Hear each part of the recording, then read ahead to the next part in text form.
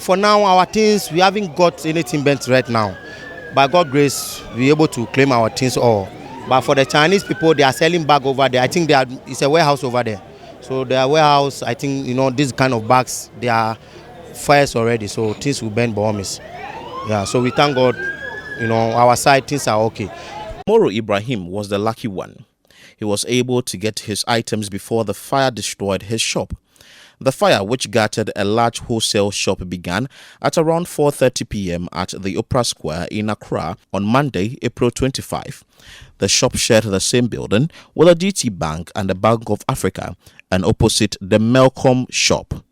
Rubbers, tissues, home appliances, among other items, were burnt to ashes. But what might have caused the fire?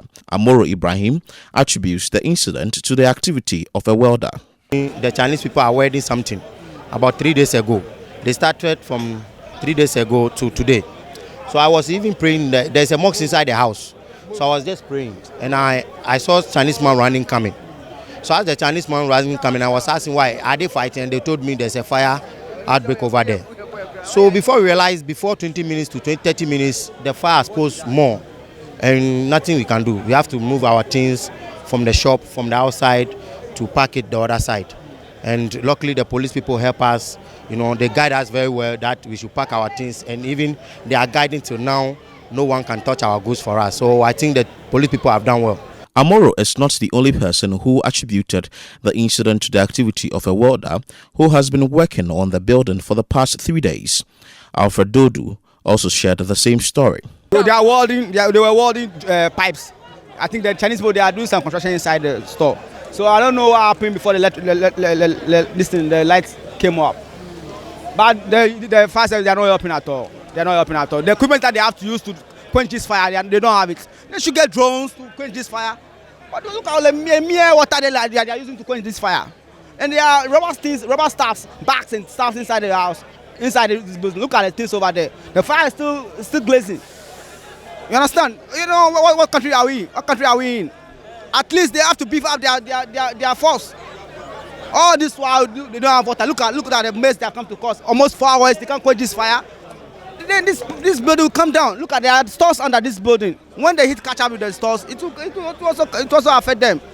Over 5 fire tenders were dispatched by the Ghana National Fire Service to salvage the situation.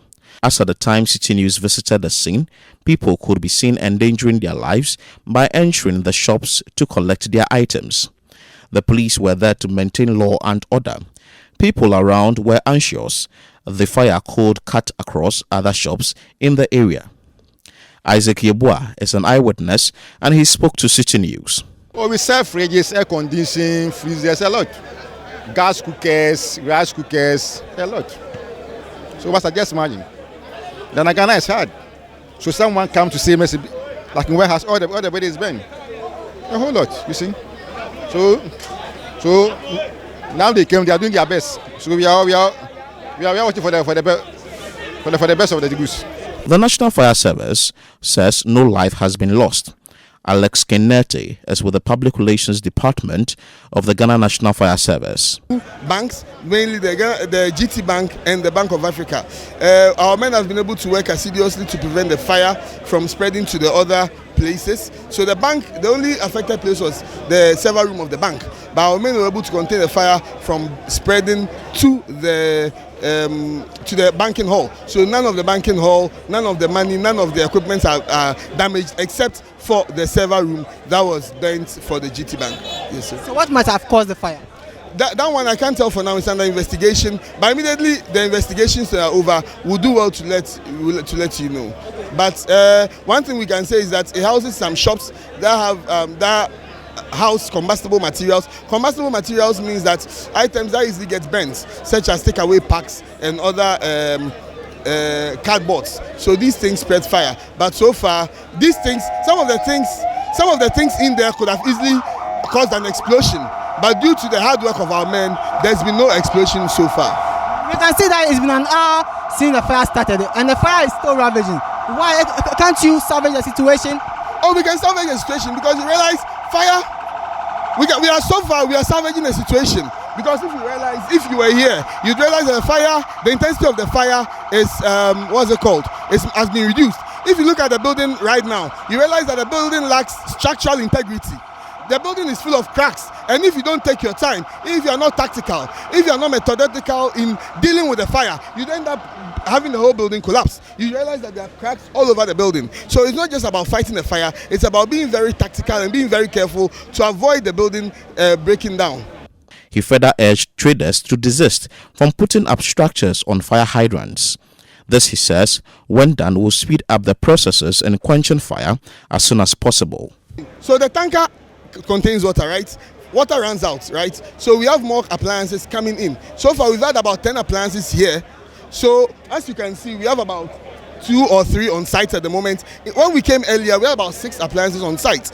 They are all going to replenish water and come back to fight the fire. So all the appliances you are seeing going are not just going back, they are going to replenish, and you'll be seeing them here. So at any given time, you realize that there's always water running through the hose at any point in time.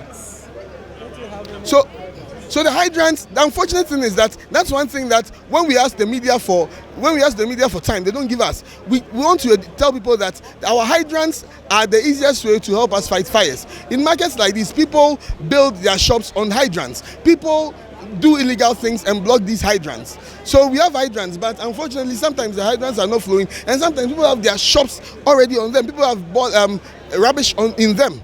So we call on people to desist from such habits, so that when there's fire, we can better serve them.